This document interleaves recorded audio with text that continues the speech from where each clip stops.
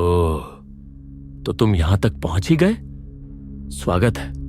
आज मैं तुम्हें एक खास कहानी सुनाने वाला हूं, लेकिन यह कोई साधारण कहानी नहीं है। ये मेरी कहानी है। कुछ लोग मुझे एक अफसाना कहते हैं, कुछ कहते हैं मैं सिर्फ एक स्नैक हूं, लेकिन मैं एक आम गाजर नहीं हूं। मुझे साधारण मिट्टी से नहीं उगाया गया। मैं पैदा हुआ था एक शापित मिट्टी में।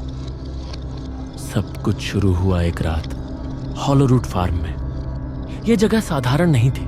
लोग कहते हैं यहां की मिट्टी में एक कहानीकार की आत्मा दबी थी। वो कहानियां सुनाता था, ऐसी डरावनी कहानियां जो मरे हुए भी सुनने रुक जाते थे। हाँ, वो गाजर मैं ही था। अमावस की रात, जब आसमान पर कोई तारा नहीं था और जमीन पर परछाइयां अपनी कहानियां बुन रही थी, उसी अंधेरे में मुझे पैदा किया गया, पहले ही दिन से अलग। मुझे किसी की सलाद में जाने का मौका भी नहीं मिला। उस रात जब घड़ी ने 12 बजाए, अजीब चीजें होने लगी। और तभी वो आया। मैंने उससे डरने के बजाय कुछ और किया। मैंने उसकी कहानी सुनने का फैसला किया और उसी पल मेरी जिंदगी बदल गई।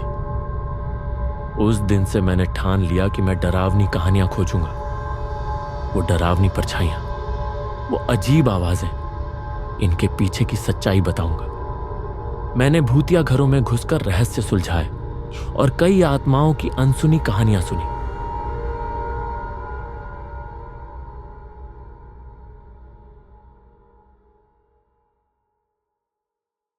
तो दोस्तों, मैं यहां तुम्हें डराने नहीं बल्कि सच्चाई बताने आया हूं। याद रखो, हर डर के पीछे एक राज होता है और हर राज के पीछे एक कहानी।